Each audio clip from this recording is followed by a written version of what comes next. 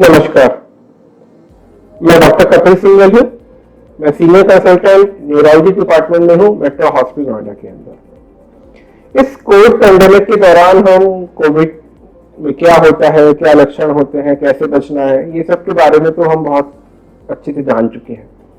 लेकिन इसका मतलब ये तो नहीं कि हम बाकी कॉमन होने वाली बीमारियों के बारे में भूल जाएं या उनको इग्नोर कर दें। एज ए न्यूरोलॉजिस्ट, स्ट्रोक या लकवा एक कॉमन बीमारी है जिसके की पेशेंट हमेशा से हमारे पास काफी आते रहे हैं। आज हम जानने की कोशिश करेंगे कि स्ट्रोक क्या होता है। स्ट्रोक या लकवा या पक्षाघात एक ऐसी बीमारी है जिसमें कि एक साथ किसी भी व्यक्ति को एक तरफ की बॉडी वीक हो सकती है, आवाज में फर्क आ सकता है, चलने में दिक्कत आ सकती है।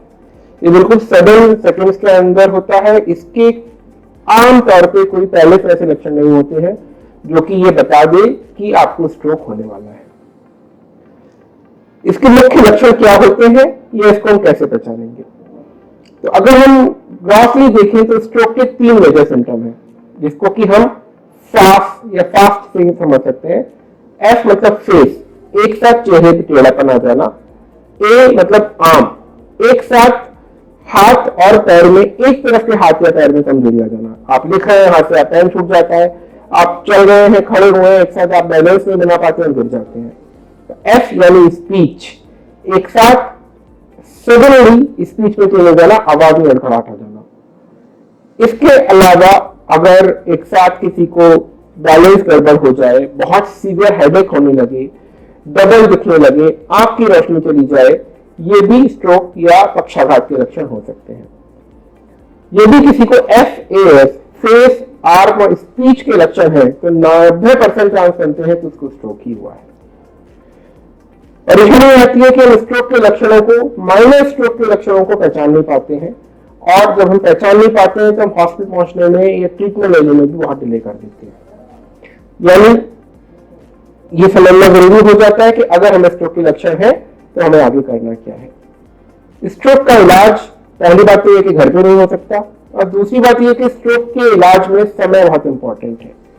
जितनी जल्दी हम एक स्ट्रोक रेडी एक ऐसे हॉस्पिटल के अंदर पहुंचेंगे जहां पे स्ट्रोक का ट्रीटमेंट रूटीन में होता है, उतनी जल्दी ही ट्रीटमेंट हो पाएगा, उतनी ही ज्यादा रिकवरी हो पाएगी।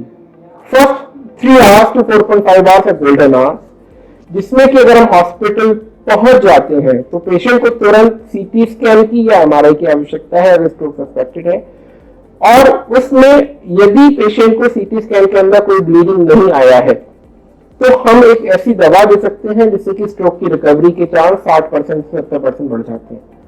किंतु ये ट्रीटमेंट शुरू के 3 से 4.5 घंटे के अंदर ही संभव है, इसलिए समय बहुत इंपॉर्टेंट है।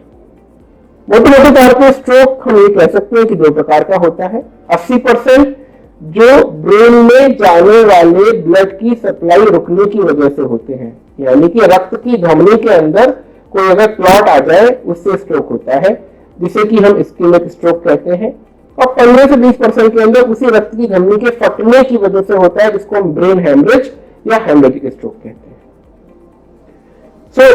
अगर स्ट्रोक हो जाए तो हमें पहली बात तुरंत हॉस्पिटल पहुंचना है, देर नहीं करनी है, और सीटी स्कैन के बाद हमें आगे क्या ट्रीटमेंट है इसका निर्णय होगा। इसके अलावा किस वजह से स्ट्रोक हुआ है उसका इवैल्यूएशन और लॉन्ग टर्म ट्रीटमेंट की आवश्यकता होती है।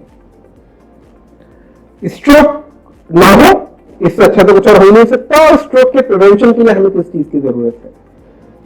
तो कुछ रिस्क फैक्टर्स होते हैं जो स्ट्रोक होने के चांसेस को बढ़ा देते हैं। उनमें से कुछ रिस्क फैक्टर ऐसे हैं जिनको हम प्रिवेंट कर सकते हैं, यानी कि हम रोक सकते हैं। रिस्क फैक्टर्स है first and foremost blood pressure या hypertension, diabetes, high cholesterol, smoking. ये सारे ऐसे रिस्क फैक्टर्स हैं जिनको हम मॉडिफाई कर सकते हैं, यानी कि ट्रीटमेंट के द्वारा, खान-पान के द्वारा, परहेज के द्वारा हम उसको ठीक कर सकते हैं या रोक सकते हैं। इसके अलावा regular exercise, at least 5 days a week of 30 minutes of this exercise बहुत इंपॉर्टेंट है। किसको स्ट्रोक हो सकता है? 1 in 5 to 6 people are at risk of stroke। Stroke की कोई उम्र नहीं होती है। ऑफकोर्स 60 से ऊपर स्ट्रोक होने के चांसेस बढ़ते चले जाते हैं, बट बच्चों में भी स्ट्रोक हो सकता है। हमने 20 साल, 30 साल, 40 साल के लोगों में भी स्ट्रोक होते हुए देखा हुआ है। स्ट्रोक ना है इसके लिए अच्छा खान पान, कम ऑयल वाली डाइट, स्मोकिंग बिल्कुल भी नहीं करना, रेगुलर एक्सरसाइज करना, यही सब चीजों का बहुत इंपॉर्टेंस है। हम आप सभी के कुशलता की कामना करते हैं कि आप इस वक्त कोविड से बचे रहें और साथ में एक हेल्दी जीवन हमेशा जीते रहें। धन्यवाद।